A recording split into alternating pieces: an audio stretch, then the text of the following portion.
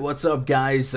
Happy week one. It's upon us. We are approaching that 0 hour where it is time to crunch our lineups, make our decisions, make our stands, and absorb information, react to it accordingly. Today's video, I'm going to go game by game, addressing each game on the main slate for Draftkings and Fanduel, highlighting some of my favorite plays, stacks, runbacks, leverage thoughts, and projecting game script as we go. If you guys find a little bit of value in that, do me a solid, hit that thumbs up below, and leave a comment. Leave a comment is a great way to show support without opening your wallet, because it does interact with the channel. It shakes up the algorithm a little bit more, and it helps the channel grow. So I would appreciate you guys if you helped out there, participated a little bit throughout the duration of the stream. We're going to be using the new NFL RunDFS.com VIP spreadsheet. If you guys are familiar with me and my work for baseball and basketball, you know my spreadsheet game is strong,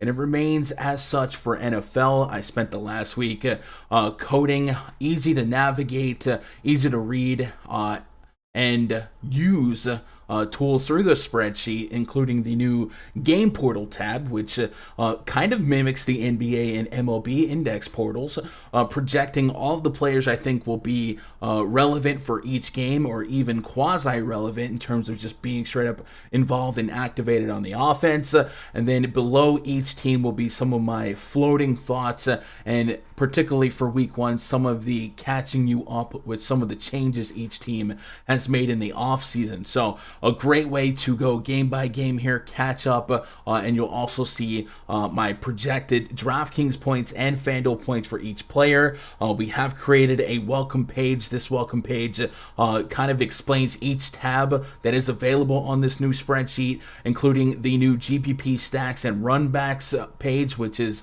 where I have carved out the stacks and runbacks that I will be using. You guys don't have to tell everything I do, but if you're looking for a couple ideas, maybe you trust me, go for it. Also, the DK tiers main slate tab, check this out, man. You guys know DraftKings offers a contest type called tiers, usually for baseball. It's like doesn't even have enough money to pay attention to it. Or for football and really anything NFL related in fantasy sports, there's money in it, and I do believe it's one of the largest areas of I would say there's still edge in tiers, because it's not getting quite the coverage by mainstream DFS media. So I have created a tab listing the 8 categories on this particular slate, identifying some of the most obvious correlations that you guys can chop up and use in your tiers lineups. And I will also have a strategy video in the members portal of this channel coming soon. I did it last year. I'm just going to redo it a little bit and make it a little bit fancier. So a bunch of new stuff in the RunDFS.com NFL spreadsheet. We've also added showdown coverage this year as well. So, hey, welcome back. If you missed out on the NFL content, we are here for the entire 2021 season. And then, of course, we've been grinding baseball every day. So if you haven't caught some baseball slates, you find yourself with extra money in your account on Tuesday or Monday even, and you want to play some baseball, be sure to check out the live streams every day for main slates at 2 p.m. Central, 3 p.m. Eastern. But let's get into the slate here. If you guys want access to this spreadsheet I'll be using throughout the duration of this video, go to rundfs.com, click upgrade to VIP membership today. Maybe look at some of the testimonial screenshots with the RunDFS logo, including the $1 million winner, always be placed in all-in fin last year, shipped the Millie Maker for NFL in December. He's also hit a golf Millie Maker this year. We've got several winners, all different bankroll levels. You don't have to be a baller. You can still ball on a budget. And we have no egos in our community. And that's the other thing you get in addition to the spreadsheet, is access to the VIP Discord community. Discord, of course, being a chat app you can download on your desktop or your mobile devices and get connected 24/7 with myself, with the community, and we do pre-lock voice chats. And I think that's also one of the biggest standouts that I'm able to offer that a lot of other places and other content providers don't really, is you're actually in a voice chat with us, and we're grinding it before lock, having some fun. So come check us out. We'd love to have you. Let's get into the action here, going game by game. First game I'm talking about is the Philadelphia Eagles at the Atlanta Falcons. We have a 48.5 game total for this one, leaving the Eagles with an implied total of 22.5 points, and the Atlanta Falcons with 26 points. The Eagles did get themselves a new head coach, Nick Sirianni. He was the Colts offensive coordinator last year. If you had a taste in your mouth from Jalen Hurts last season, from a fantasy standpoint versus a real life quarterback standpoint, they may have tasted different. I'm going to move away from this analogy, but Jalen Hurts as a quarterback only had 6 touchdowns to a 4 interception, so the touchdown to interception ratio not great. However, for fantasy, he was pretty doggone valuable because of his rushing prowess. 30 yards, 69 yards, 63, 100 yards rushing with several rushing touchdowns. So he does have a kind of an elevated floor due to his run style. And I'll be honest, man, I think a lot of people are running straight to his near 50% completion rate from last year, the interceptions and whatnot, and they're just completely dismissing him. I'm willing to give that new coach an opportunity here. This is a spot where if Jalen Hurts, 6,400 on DraftKings, is able to be a rushing quarterback, and he's able to start hitting his targets at a decent clip, he has a very young and very talented receiving core. Devontae Smith, Jalen Reagor, Dallas Goedert, Zach Ertz. I'm sure we'll see a lot of 2 tight end sets. And then, of course, Miles Sanders has a skill set that can supplement him. So we're looking for him to be a little bit more knowledgeable as a quarterback. And I think the new head coach will create a style of offense that would at least better suit him. I'm not saying he's going to be fixed overnight. This is still a young receiving core. There's plenty of mistakes to be made, but I think it's a mistake to write off the offense right away, especially going against a Falcons defense that really allowed some big tournament winning games last season. So while I like the Falcons stack, they're a little bit easier to address in terms of covering all bases for fantasy, right? The Matt Ryan, Calvin Ridley, Kyle Pitts handcuffs going to be pretty popular. I'm also pretty decently high on Mike Davis. And then Russell Gage, you can stretch down and get him. But the run back option, I know it's lazy to say, hey, Jalen Hurts could just be could represent and encompass all of the viable tournament upside for the Eagles, but man, I think Devontae Smith, Dallas Goedert, Zach Ertz, I think there's real opportunity for one of those guys to be a sizable and decent run back, and I'm on the Eagles collection stack. I don't feel like I have to get to a ton of exposure to it. If I'm looking at my player projections and a control F, a guy like Jalen Hurts right now, I think he's going to be higher owned than his stack just because of his rushing ability. He's listed at 3% owned. We'll see if that holds up, but this is a potentially good spot, and that's the beauty of week 1, is a lot of people are going off what they know, and it's really about what you don't know, because week 1 features a lot of personnel changes, a lot of upgrades for athletes. Last year was a really weird season with the pandemic, so I think there's a lot of moving variables that could take a lot of leaps forward for some of these players, and I think Jalen Hurts could be one of those. So I just want to emphasize that I'm not giving up on the Eagles stack. They're not one of my core stacks by any stretch, but I do like the Falcons. Like I said, Falcons are pretty easy to predict week to week. Calvin Ridley, Kyle Pitts, they're getting the love they deserve, but Mike Davis has a PPR-friendly skill set,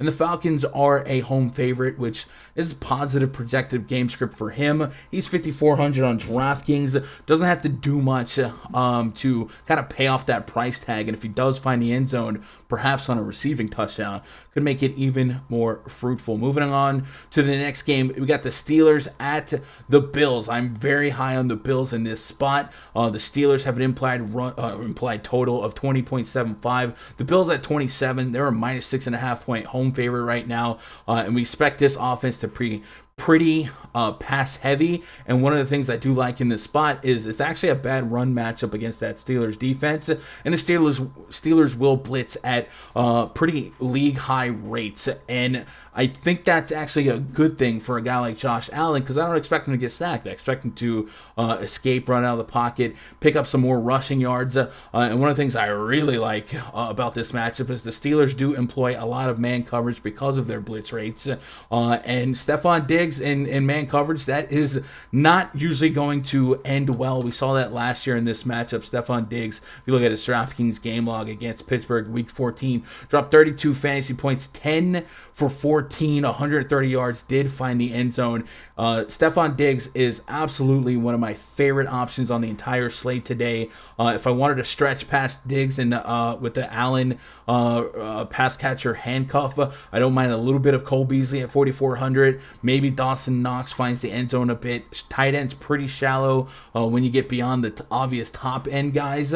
So the Bills are a team I am using as one of my GPP groups and stacks, and my favorite run back option on the team here is going to be Deontay Johnson. Deontay Johnson hopefully will stay healthy, but when he was healthy, he was an absolute beast. Should be out of the slot for the bulk of his snaps. Chase Claypool probably going to be an outside receiver for most sets, and that's probably going to give him some Trey White, and I think Juju gets kind of pushed to the side here. So Deontay Johnson has a real shot to float forward in what should be a pass-heavy attack for a Steelers team that's projected to play from behind. So I look for Ben to get rid of the ball pretty quickly over the middle, and that should be Deontay Johnson. Deontay Johnson has a real shot at 10-plus targets here. He's 6,300 on DraftKings. I'm looking for those 10 targets, hopefully 100 yards and or a touchdown, but he's my favorite run back option for this Bills onslaught stack. And then I'm curious with Najee Harris. I think I'm going to let the game script let me stay away from him, but I do think the Steelers are looking for a pass-catching running back on top of being a workhorse guy. I just don't necessarily find this as like a premier matchup for him to bust out and break a slate at that price point. So I'm really concentrating on Deontay Johnson exposure for me here. And then the Bills stack. Moving on to the next game, the Jets at the Panthers. The Jets are fundamentally different from last year as they've moved on from Adam Gase. So did opposing quarterback Sam Darnold. Zach Wilson is under center for the Jets now. Corey Davis, when Zach Wilson was under center in the preseason, Corey Davis led the team in targets with 10. Must be noted that Elijah Moore was out, but I'm still assuming Corey Davis is going to be Wilson's preferred target.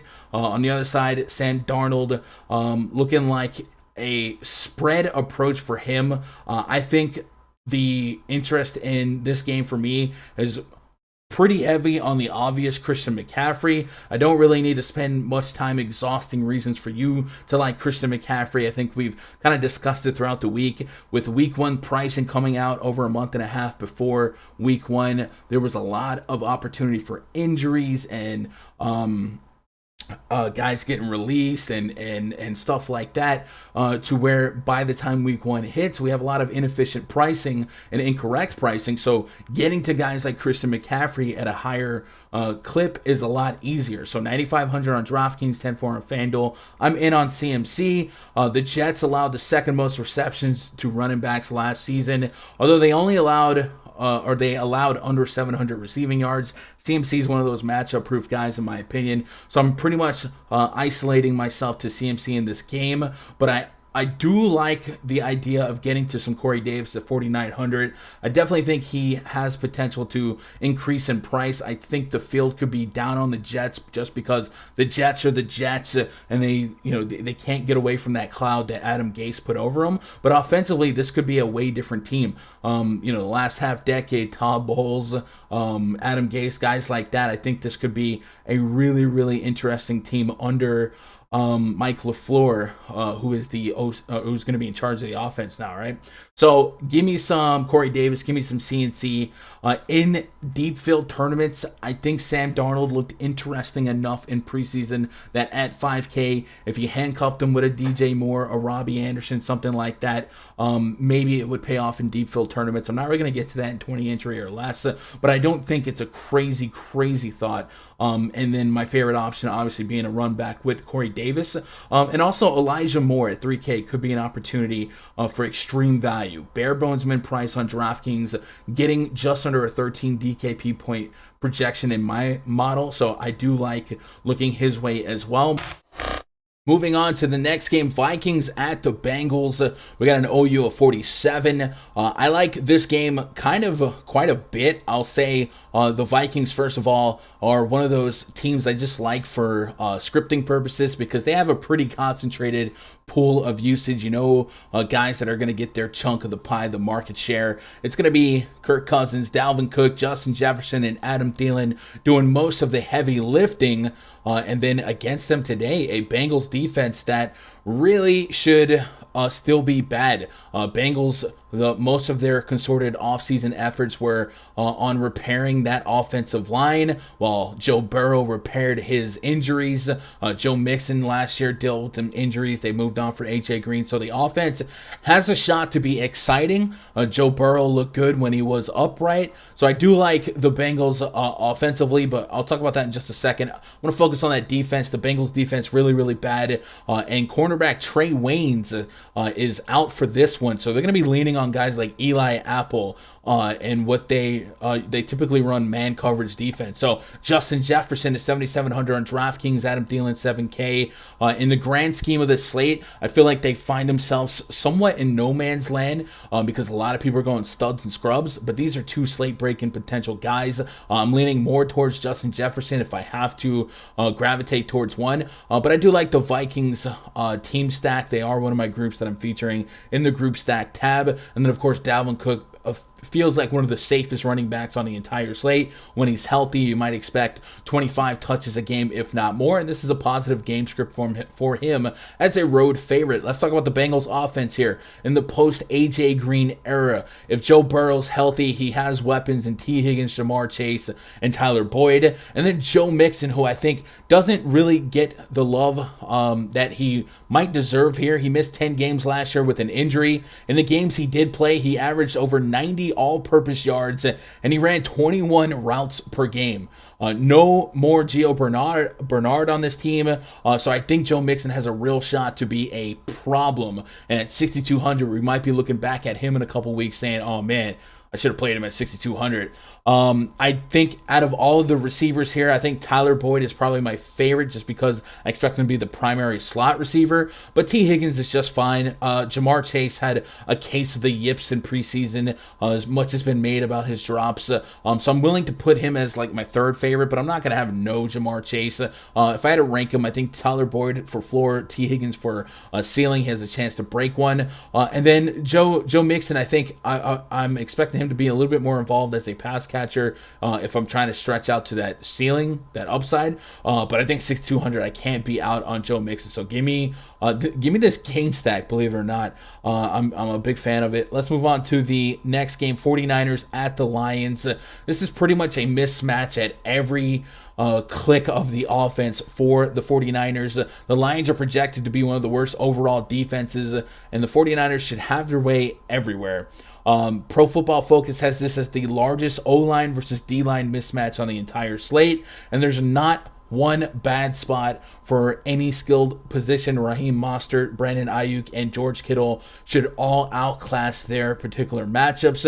It really comes down to, do the 49ers as 8-point favorites have to do much to extract the ceiling you might need to win a tournament, meaning 5,700 Brandon Ayuk. Am I going to get that 100 yards and a touchdown? It's very possible in this spot. Same with George Kittle, who's been Jimmy G's favorite target. We might get into a timeshare at quarterback for the 49ers going forward, but it does seem like week one is at least Jimmy G's spot as Trey recovers from an injury. So I think we'll be wrestling with that thought, that game theory here. I think Raheem Mostert is somebody that we can roster with some type of confidence and trusting the game script to be in his favor. But Ayuk and George Kittle, I'm not going to have none of them. I feel like this is a spot where I'm not going to have any Jimmy G, but I'll have some errant shares of Ayuk and Kittle to fill out some lineups. On the Lions side, I didn't find myself exposed to anybody. DeAndre Swift feels like the guy in the future that I will want,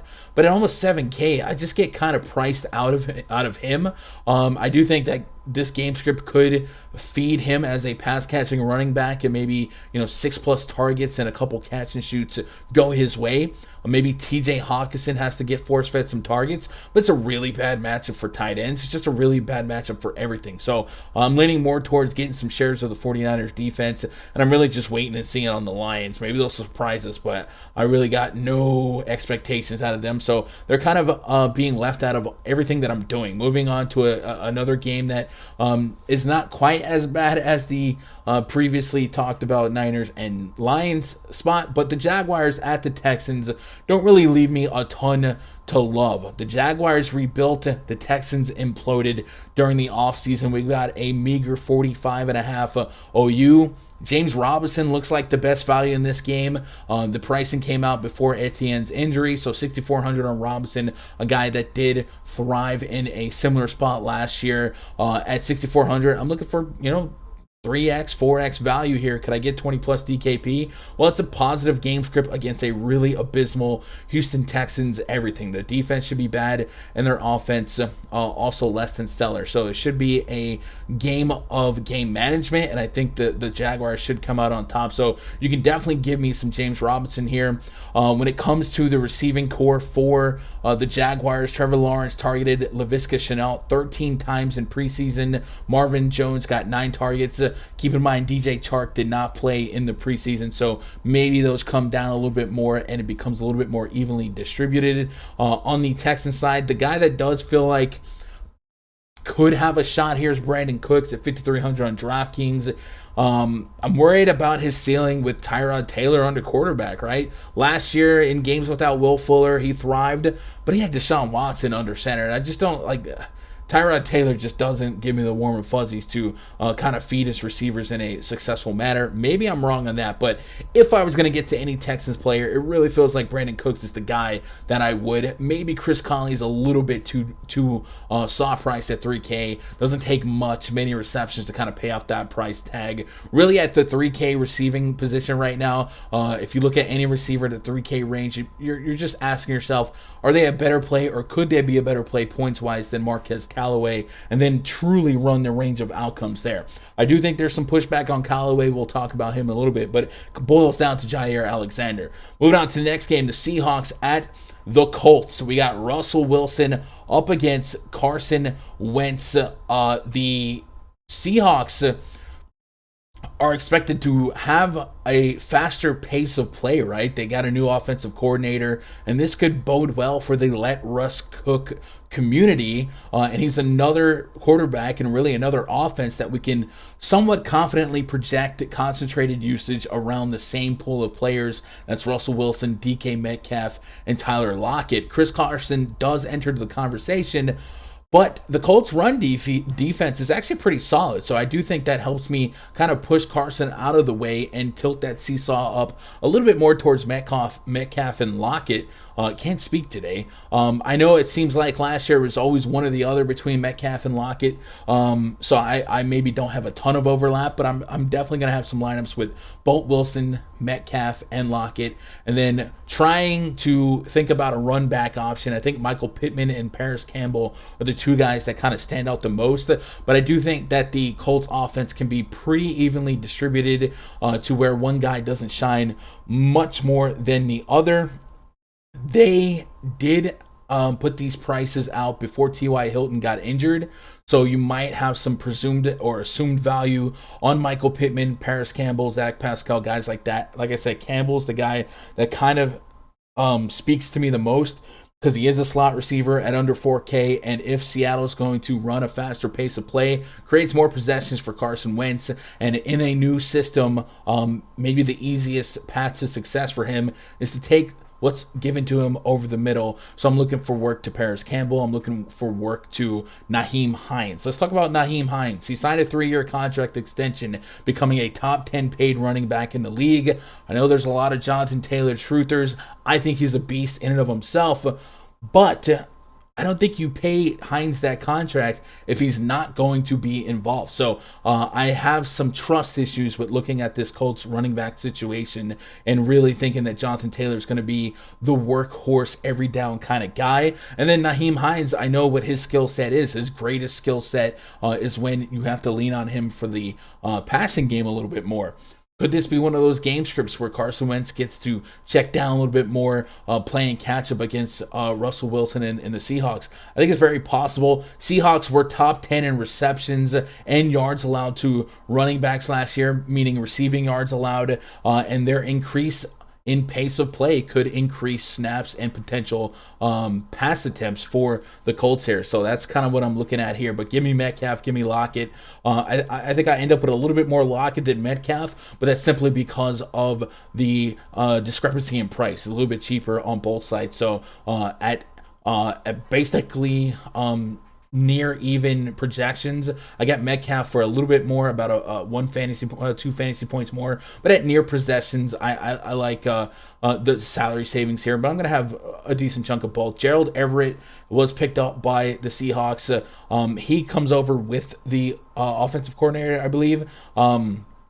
Maybe he gets built into the offense a little bit more, but we didn't really get a tell on Wilson having a favorite tight end last year, or excuse me, in preseason. So it could be a troll range of outcomes between him and Will Dissly. So I'm really just leaning towards Lockett and DK Metcalf. Moving on to the next game, the Los Angeles Chargers at the Washington Football Team. We got a 44.5 total here, kind of a low implied total for both teams. 21.75 for the Chargers and 22.75 for the football team. Austin Eckler found himself on the injury report all week yesterday. We kind of got a clearance that, hey, he's going to be good to go and he's going to play. That's cool because I do like this Chargers offense. You know, I love these easy to project high concentrated offenses, and with the Chargers we get a pass heavy team. Herbert averaged almost 40 pass attempts per game last year, and we get a guy like Austin Eckler that when he's healthy could be the best pass catching running back in the league. And then Keenan Allen, when he's healthy, is a beast, and I think Keenan Allen is one of those guys I talked about at the wide receiver spot that potentially falls into no man's land. A lot of people are going to run straight to guys like Devontae Adams, Calvin Ridley, DeAndre Hopkins, Stephon Diggs, guys like that. And I'm not going to say that the average range of outcomes has Keenan Allen outscoring any of those guys, but in tournaments, there's absolutely a world where 10 plus targets for Keenan Allen plays in big field tournaments. If we go look at last year's 2020 target share, and I sort it from most per game to least, Keenan Allen was second to just Devontae Adams in targets per game. So he has a real chance to be a super high volume part of this offense that doesn't get a ton of ownership, and that's one of the ownership projections I'll be watching a lot this week. Right now I got him at 3% projected ownership, and that's probably just a little too light, right? So you can give me plenty of shares of Keenan Allen, and Eckler being in is a good sign for this offense, but if he is at best hindered, and maybe they babysit him a little bit more, that's just more love for Keenan Allen. I do want to emphasize and highlight Jared Cook a little bit. He might match up against linebacker John Bostic in coverage.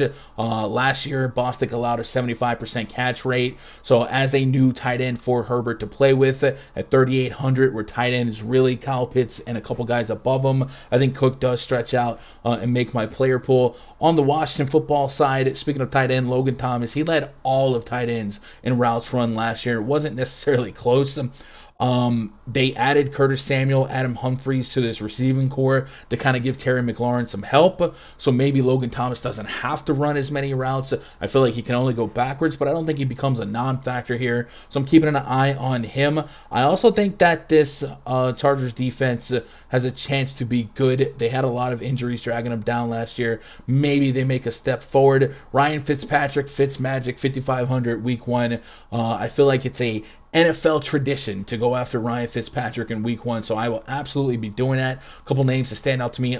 Like I mentioned, Terry McLaurin, kind of in that Keenan Allen price range. I think he has a little bit more hype on him, and I think his matchup at least on paper, is better than perceived. We got him at 7% owned, so definitely some room for improvement and to take a 7% to the top of tournaments. I think he's also a guy that could be a perennial league leader in targets, and he has finally got a competent quarterback. So I'm excited to see what his elite route running abilities can do against any defense. And then Antonio Gibson, another guy I want to highlight here. I think Antonio Gibson has a real chance to be one of the best running backs in PPR formats throughout the season. Should he stay healthy? In preseason, Ron Rivera said that they expect to use Antonio Gibson like Christian McCaffrey, which everyone should take notice of that. He had a fluid problem last year that wasn't really spoken about much. He had a procedure that was able to alleviate that issue. He's definitely got a lot of upside. And again, this offense with a different quarterback and some health to it really has a chance to be better. I mentioned it with the Eagles, the Jets. It's easy to be lazy here and just assume teams pick up where they were last year.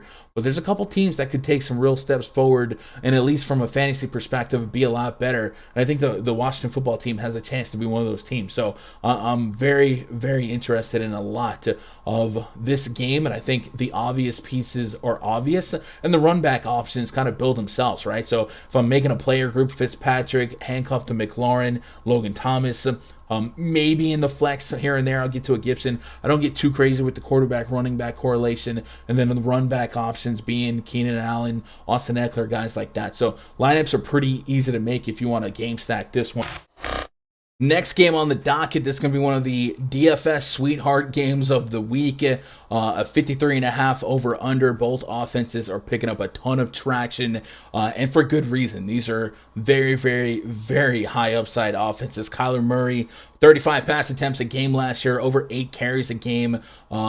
Has plenty of rushing potential, rushing for touchdowns, has one of the best receivers in all of football, in DeAndre Hopkins, to throw the ball to. He averaged 10 targets a game last year, almost 88 yards receiving per game, with a 73% catch rate. I got him projected as one of the highest scoring receivers on the slate, and he's going against a Titans team that allowed a lot of shootouts last year. So those are two guys that are picking up a ton of positive projections, but they're also picking up a ton of high ownership. They're two of the most owned players on the slate.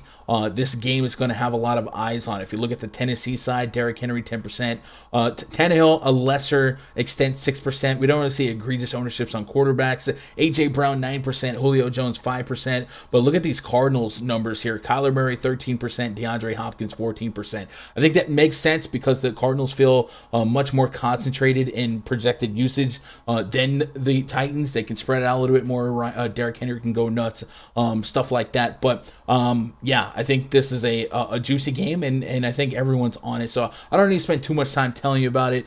The Titans picked up Julio Jones, got rid of Corey Davis. That's a decent trade. Look at this Cardinals defense to struggle. No Patrick Peterson, no Kirkpatrick, no Jonathan Joseph, and Malcolm Butler retired on him. So this secondary could get torched here. A really positive spot for an extremely efficient Ryan Tannehill at 6,500 to really get you 20 plus DKP. I got him projected for 20, just about 22 DKP, and on both sides that's a pretty similar score for me. So I like him quite a bit. Chiefs hosting the Cleveland Browns. We got a 54.5 game total here, and there's a lot of implied scoring to be done by the Kansas City Chiefs.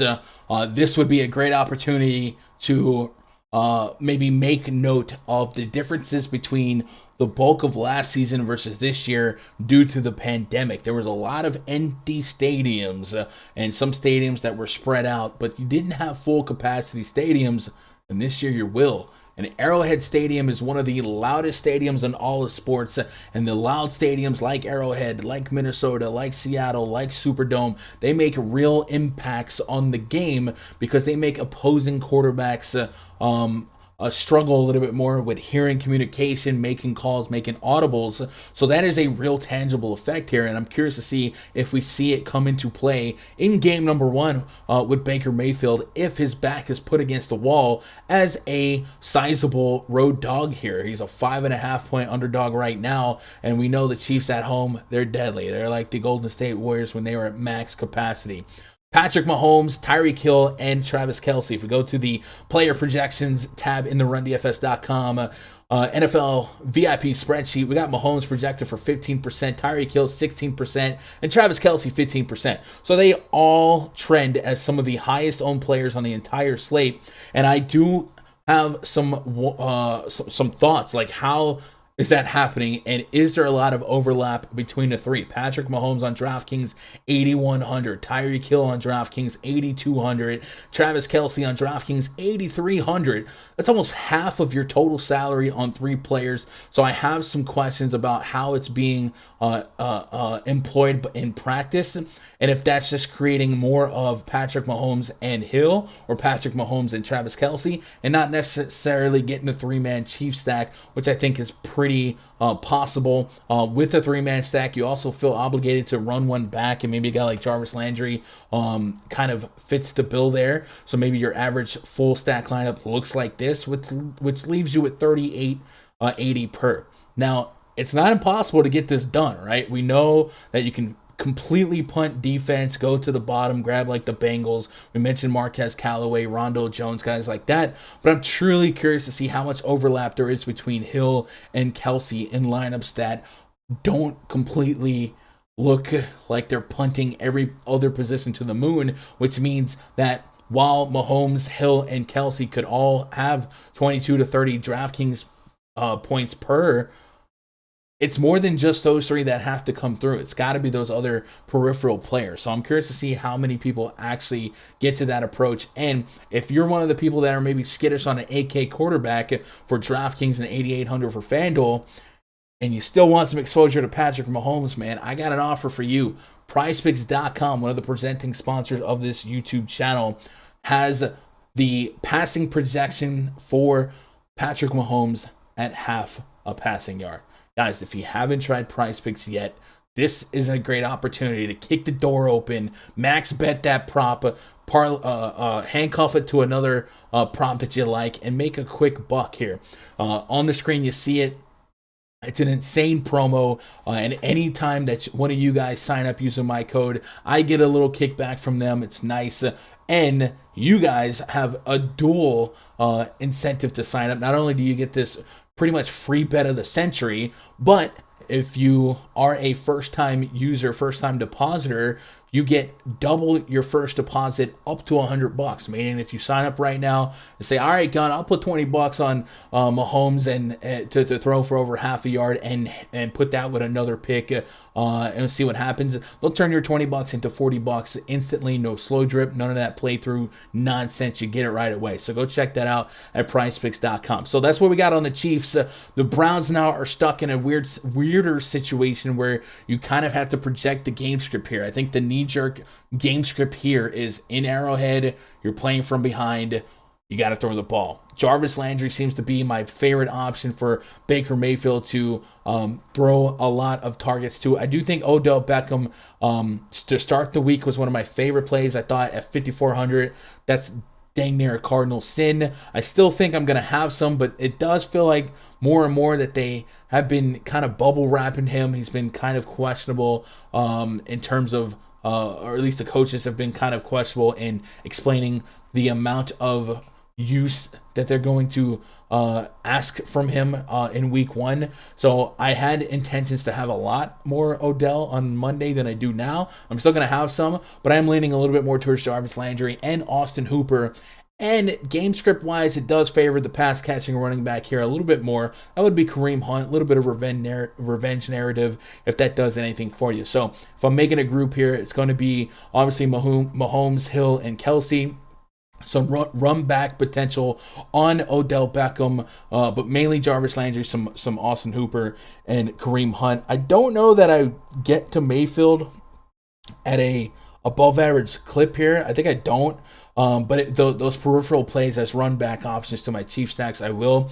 To kind of build off of what I was saying about what we do with Chief stacks, I do think one of the ways to get a little bit different with your Chief stack is to look at Mecole Hardman a little bit more, and maybe go for the three-man Chief stack, but use Mecole as a substitute for one of the Hills or Travis Kelce's, and then Clyde Edwards-Helaire. I think at 6,600, he has a real shot to be one of the better running backs of the season this year. Last year, Lev Bell showed up and kind of murkied the waters a little bit for snap counts. And I also think Clyde Edwards-Helaire just also had bad touchdown variance, right? I think you pinch that variance, water hose, let go of it. It's going to spray some more touchdowns to Clyde's way this year. His snap count, his usage rate is high enough for me to believe that it's coming. I don't think the Browns is necessarily a good matchup for the typical running back and the typical offense, but the Chiefs are not anything typical in terms of football. So that's what I got on that game. Let's move on to the next one.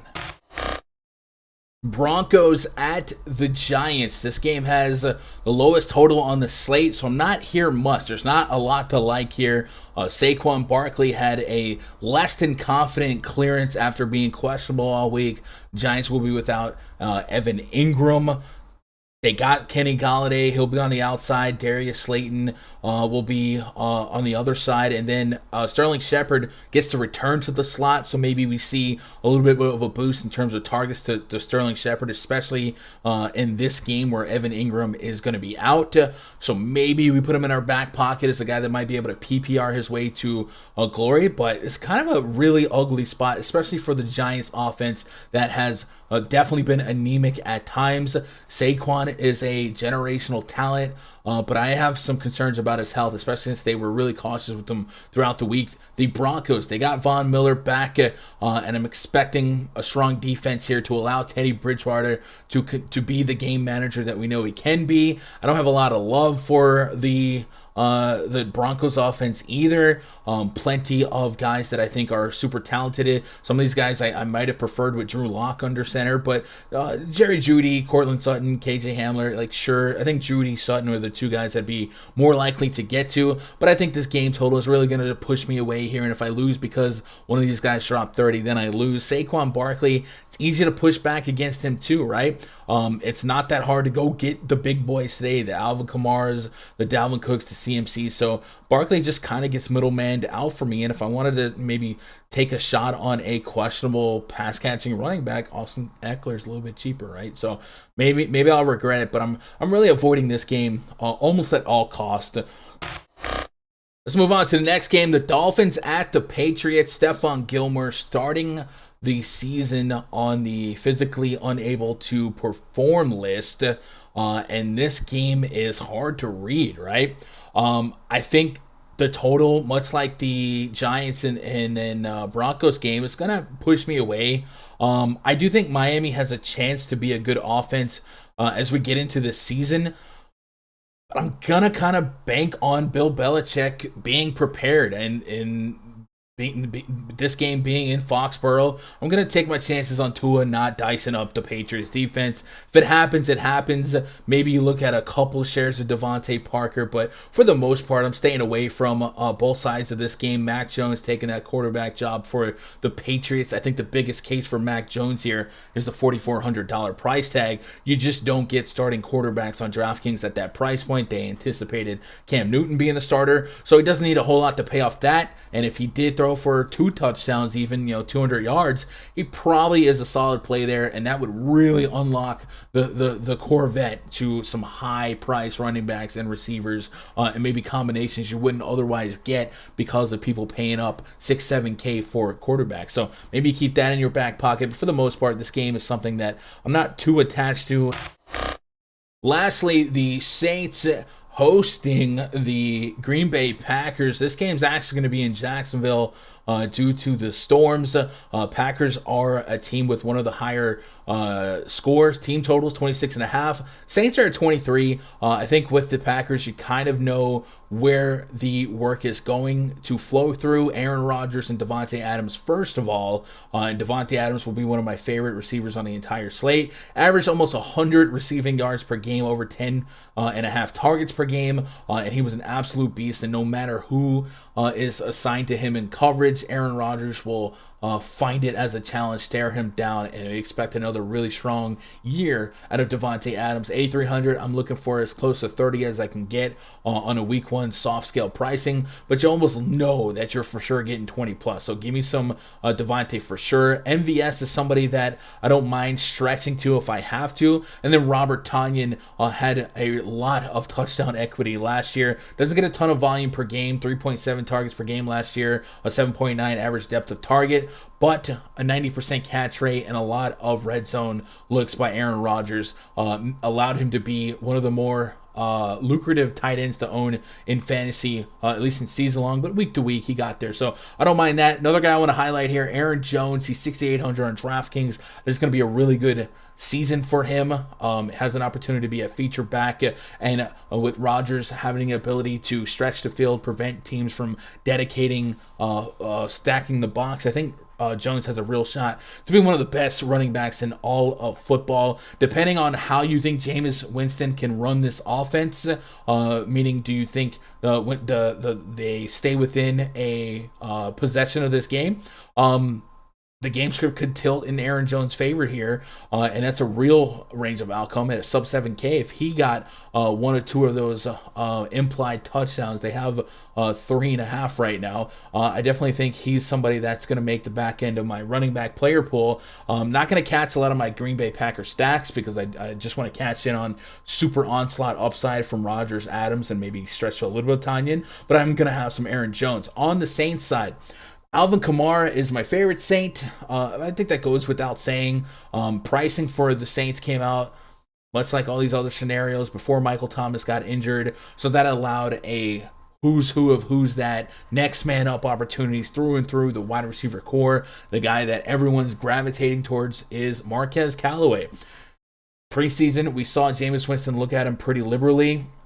I think he's going to be the wide receiver one for the Saints, but I think the Packers defense will treat him as the wide receiver one, and he's going to catch some coverage from Jair Alexander, who's one of the best cornerbacks in all of football. Now, I say that to say this: volume for me will trump matchup a ton of the time. There's very few lockdown corners that I will avoid if the volume's going to be there, if the talent's going to be there. I think Callaway could be kind of like a Taylor Horton Tucker-ish effect here, where he's over-owned based on the matchup, based on the median range outcome. I do have him for 14 fantasy points. I feel like if he does push 20-30% and does get you that 14 because he is getting 8 to 15 targets, something like that, depending on what your game script is, then he'll be fine. But if you at least concede that there is a moderate range of outcome where he gets 12 or less fantasy points, I think there's a real chance that 12 or less fantasy points doesn't win you a tournament at 30% owned. So I'm willing to meditate on this thought process in my large field tournament approaches. Obviously in cash games, your single entries, there's really not much reason to not play 3,400 wide receiver one in a positive game script with a guy like Jameis Winston, who will sling it aggressively, whether it's ill-advised or not. But in deep field tournaments, man, I feel like Marquez Callaway has a higher responsibility at this price point because of the ownership. So I've been really exploring some of the alternative sub 4Ks, and then also some of the lineup constructions that feature some of the medium price receivers that are getting overlooked, the Terry McLaurins to an extent, the Keenan Allens, especially guys like that. So I think we're gonna have a lot of fun with lineup creativity, and I think the decision on Marquez Callaway in deep field tournaments is really one of the major decisions to make. So that's it. That's every game on the main slate, guys. I want to remind you, I will have a Sunday Night Football showdown video on this channel. We had one for Thursday. I think we did pretty solid on that, and then one for Monday Night Football as well. Expect that video to drop after the first set of games on Sunday. And man, I hope you guys absolutely crush it. My favorite time of year is now. I'm a big baseball guy. I think anyone that stays around the channel knows I know what I'm talking about for baseball, but it doesn't have that life-changing money every slate like football does. And you just never know, right? One day you'll be chilling here, then you look in the Discord and one of your homies is winning 100K, 200K, $1 million. So no matter what you know, what hood you claim in terms of DFS community, man. I just want to see lives get changed from sports, and it's a beautiful thing. So I hope you guys absolutely crush it. And I mentioned at the beginning of this video that if you made it this long, I would give you a special discount code. It's Brady. Go to rundfs.com, find a VIP subscription that's right for you, click on it, and if you want 2 weeks, you want 20% off, go for it. Type in coupon. Have a coupon? Yeah, we'll type in Brady. Brady will get you 20% off. That'll turn that $55 pass into $44, and then the month pass into $80. So pretty good value there. That will immediately unlock the VIP portal. You'll be able to click on that, get access to the NFL spreadsheets, the baseball spreadsheets, and probably most lucrative, the rundfs.com VIP Discord. If you got anything else for me, twitter.com/Gundacker. DMs are open. You got any questions, comments, concerns? If you want to flex those screenshots, I love seeing them. Tag me in them on Sunday afternoon. Have some fun with it, man. Let's crush week 1. We got plenty more football to come. Basketball next month. We still got baseball, man. I appreciate you guys making part of my time be part of your time. I love you guys. Good luck. God bless. And go win some money.